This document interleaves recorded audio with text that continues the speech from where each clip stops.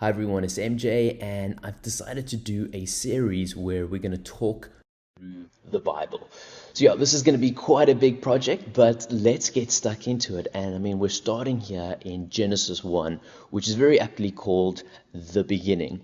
And it's a very, very controversial story because God's basically describing how he created the world. And scientists are like, but that's not really how it happened. So what I want to do in this video is talk about what the Bible says, and we're also going to look a little bit at science and see, okay, what's going on here.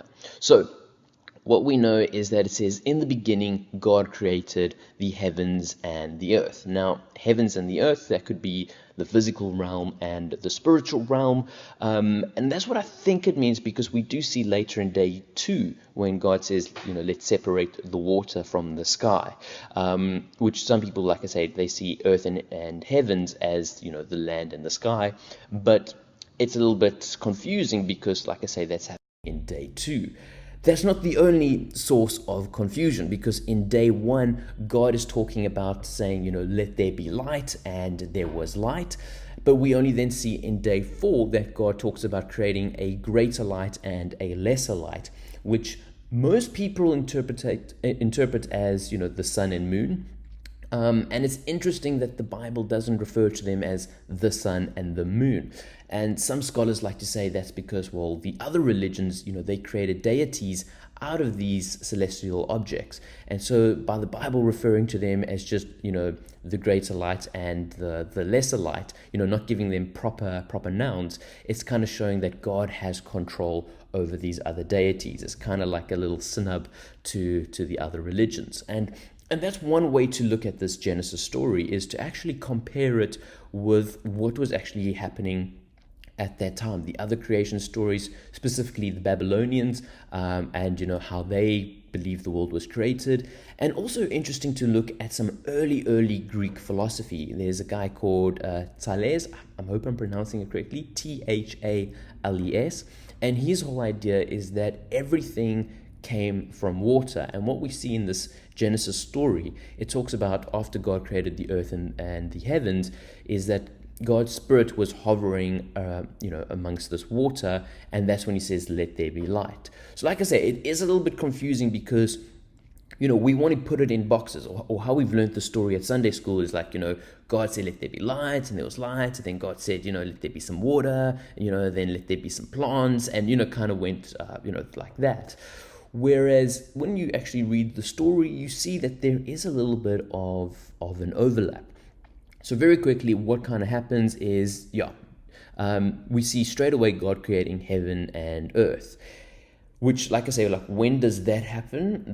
Because then it goes on to say, let there be light, and there was light and there's darkness. That's day 1. Then God's like, let's separate the water, and create the ocean and the sky. So that's day 2. Day 3, God says, let's make some land and let's have some plants. Then in day 4, like I say, we get the sun and the moon. Day 5, we get the birds and the fish. And then in day 6, we get the animals and man. And then famously on day 7, God, took a break. And that's kind of like, even today, we still have the 7-day week where, although we've become a little bit more lazy, haven't we? We work 5 days and we get like a 2 days off on the weekend. The majority of us, I know there are some unfortunate people who have to work 7 days a week, and that's tough. Anyway, coming to the scientific story, it's interesting because for a long time, scientists just were like, well, the universe is always there. It just has always existed. This is a view that Einstein even held. And a Catholic priest kind of came around and said, no, guys, the universe had a beginning. And he called it the cosmic egg. And everyone laughed at him. They're like, oh, what a stupid idea. Oh, what, this guy thinks that there was a Big Bang. And that's actually how we get the name Big Bang, is that they were mocking this Catholic priest. Like, ooh, what does this guy know? And then there was another clever scientist who decided to take this claim quite seriously. And his name is Hubble. And we all know Hubble because we kind of say that the universe started, all that theory comes down to Hubble and not the Catholic priest, just because the priest's name is really difficult to pronounce. It's like Le Lemaitre. I can't say it. He was, I think, from Belgium, and he spoke in French, and he wrote in French as well, which kind of, if you wanted to talk you got to talk in the scientific language, which was English. So his paper wasn't that widely circulated, but Hubble picked it up, and Hubble, funnily enough, observed red shift. And the whole idea is that when something moves away, the wavelength becomes longer, and red is a longer wavelength than, let's say, something like blue. So if an object's coming towards you, it'll give a blue hue, and if it's moving away from you, it will give this red hue. And Hubble was able to observe that basically there was redness everywhere in the sky, and he said, okay, things are moving away, which means if we had put this in reverse order, there must have been a beginning. But like I say, science did not like the idea of a creation or of a starting point or of a universal birth, because then it's like, well, okay, there's a big bang, then what happens? And this is where, like I say, it does get a little bit crazy, because we're kind of told at school, okay, there was a big bang, and then everything just kind of formed, and ta-da, we've got life. Whereas when you look at the science, there was this period known as inflation, which is awkward because you needed a force to create inflation that doesn't really exist today, or people can't observe it. Then the model needs to account for dark matter and dark energy, and again, you cannot observe these things. There's no empirical evidence, hence why they're called dark energy, dark matter. If you could, then they would be referred to as energy and matter. And some people even refer to something as dark gravity. And I'm kind of like, hold on, science, hold on. Your whole problem with God is that there's no empirical evidence for him, or that you cannot observe him.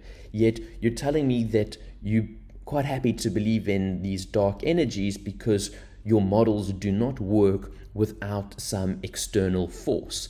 And I'm kind of like, but isn't it evidence for God? And they're like, no. It's very politically incorrect to say that there is a God. So it's quite interesting to see how the scientists kind of have a bit of a struggle, or there's a lot of debate in the scientific community about what actually happened after the Big Bang. Another very controversial thing is, where did all the water on Earth come from? Some people say comets, and things just hit the Earth, and that's kind of how we got the water. But other scientists say there's just so much water that, it doesn't seem plausible that that's where the water came from. Then there's the whole idea of course, the big question, where did life start? And again, different scientists have got different opinions. Some like can show that there's, in these early rocks, there was some life, but then some other scientists say, no, there might have been gaps in the rocks, and that's how that life, got there. So they challenge that evidence. Then there's some view that, no, it was created by the, you've got those little mini volcanoes underwater, and that's kind of where life started, in the great depths. But then people are like, but if it was in the depths, then how did it get the sunlight energy, which it created into food? And like I said, it's fascinating because, we like to poke fun at this Genesis story. We like to say, oh, that's just myth, or that's not what happened, and throw it out the door. Yet science has a very patchy account of how the universe started, and depending on which scientists you're reading, you're going to get different answers, and it's fascinating. And then of course we come to the big question of evolution, like evolution, and people are like, there's all the evidence for evolution. And I always like to ask people when they say, they subscribe to evolution, I'm like, well, which evolution do you subscribe to? Because there's three ways we could have had evolution, and I'll refer to them as chance, love, and logic. So the logic one is that, an organism is like, okay, wow, I'm suffering, I need to improve my conditions, so I'm going to evolve intentionally so that my offspring have a better chance of survival. So this is where evolution occurs due to an intellectual self-consciousness, which you're probably like, I haven't heard of that. And that's because scientists are like, yeah, that didn't happen. Then you've got the other way that evolution could have occurred, which they refer to as love. And this is almost like the godlike evolution. This is where there's an external force that guides evolution. So it's like this poor little animal that doesn't know what it's doing, and there's a loving force that kind of says, you know what, I'm going to make your offspring a little bit better, and I'm going to slowly create you and modify your genes and mutate things in order to create a perfect little animal. Which again, you probably might not have heard of because that's not mainstream science. Mainstream science is that it comes down purely to chance.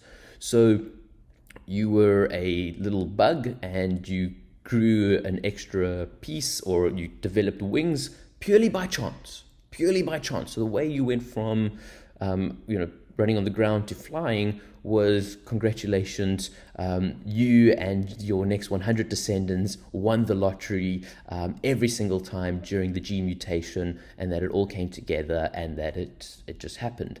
And I studied actuarial science, and part of the things with actuarial science is we look at chance. So we study chance, we study mathematical statistics, and we look at risk and all these things and how they play out in finance. And we know in finance that randomness gets pretty wild, and that it's, I don't know, the chance evolution thing for me seems a little bit far-fetched, and that's maybe just because I've studied chance. So with me, the evolution that I think sounds most plausible is having this external force guiding it, which very much teams in with the creation story. But of course, like I say, that's not held by a majority of scientists. The interesting thing is, or one thing that people like to complain about the creation story is they're like, come on, 6 days. 6 days. Was the universe really created in 6 days? We know that it's 13.7 billion years old, and that Earth came about in 4.5 billion years old. So where does this 6 days come from? And this is actually the part where I get very excited about, because this is the one thing, is that I think the biggest differences between the creation story and the scientific, the scientists trying to take account of this whole process, comes down to time. I think that is the biggest difference. Well, you can imagine, the Bible's got 6 days, and the scientists have got, billions and billions of years. But now this is my question, and again, it's something that when you read the Bible, you come across. It comes across this idea that a day is like 1,000 years, and 1,000 years is like a day. And when you think about God, and he's not restrained by space, he's not restrained by height and breadth, all those physical dimensions. So I'm like, well, would he also be bound by the dimension of time? And is time static? And again, this I'm borrowing from a theoretical physicist who said that maybe time is slowing down. And his whole idea is to look at time almost as a little bit of it as an energy of reality. And basically what this means is that at the beginning you could do or a whole bunch more moments occurred per second of time, whereas time has weakened or waned, which is something that we do observe with energy and everything else, is that we have this thing of entropy, things start to break down. So why should time be an exception to that? But the idea is that a lot of moments could have happened in the first second, and in the second less moments could occur. And basically what's happening is less events per unit of time, which is fascinating, because then you look at, let's say, the creation story, and if you have to mark the amount of years, or so let's say God said, let there be light, and let's say that's the Big Bang. Okay, that's happening at 13 billion years.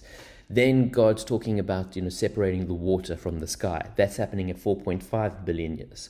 Then we see the first rocks, they can date that at around 4 billion years. Then the next life, or life supposedly coming around at 3.5 billion years. And you start plotting it, and you see the time between the days of creation start following almost a decreasing exponential curve, which is what you would expect, or what you kind of observe with other energies that tend to wane. Of course, I mean, the scientists probably watching this and being like, this guy knows nothing about the whole creation story from the scientific viewpoint. And like I say, it was confusing reading up and trying to get a little bit of a grasp of it because there are so many different opinions. And it tends to happen that some scientists, like, my way is the right way, and then other scientists are like, my way is the right way, and then they have their little debate, which is very much kind of what you're also happening in the science versus religion battle. You've got the religious people saying this is how it was created, and the scientific people saying no, that's not how it's created. And I find people don't like to entertain ideas that conflict with their current beliefs, but it is what I guess, yeah, it's something that you have to do, or it's advisable to do that if you want to learn, if you want to grow the mental capacity. But what I just love is the amount of debate and discussion this very first story in the Bible has created. I mean, it's a beautiful story. I find it fascinating that the plants are coming before the fish, where in evolution, according to school, like that, that I learned at school, is that we first got the fish and then we got the plants. And I've always thought, but logically, wouldn't the plants come before the fish? If let's say if I was looking at evolution, you'd get the algae in the sea that would maybe get washed across the shore, and that plant life, from a chance point of view, is more likely to have occurred before you get the actual fish creatures that then climb onto the land. And if that's not the case, then when the fish started climbing onto land, what were they eating, or what was the motive for wanting to do that if there wasn't a food source? So like I say, it's some interesting questions that you can have. It's a beautiful story to spend time pondering with, and that's what I kind of want to do with the series. Is I want to have these discussions around these biblical stories, and we're going to see in the next video. I'm going to gosh, I don't know how long this video is, but the next one, I mean, I could talk for days and days and days about Adam and Eve. And of course, there's some big stories like the fall, there's Cain and Abel, there's the Tower of Babel, Noah's Ark. I mean, Genesis gets pretty crazy,